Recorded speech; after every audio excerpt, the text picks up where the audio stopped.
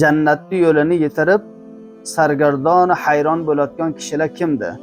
Payg'ambarimiz sallallohu alayhi va sallam aytdilarki, man nasiya salata alayya khati'a tariqal jannah.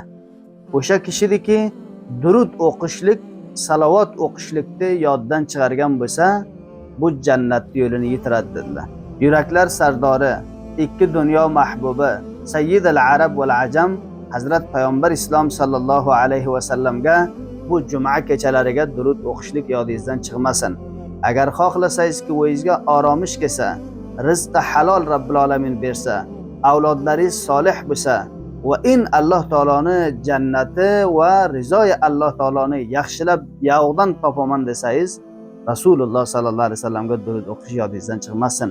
O'sha baholi va opa-singilimizga va u inog'amizga va otamizgaki qiyomat maydoniga Havz-i Kavsarda ustiga borgan pillasiga Rasululloh sallallohu alayhi vasallam aytsalarki, bu ummatimni men taniyman.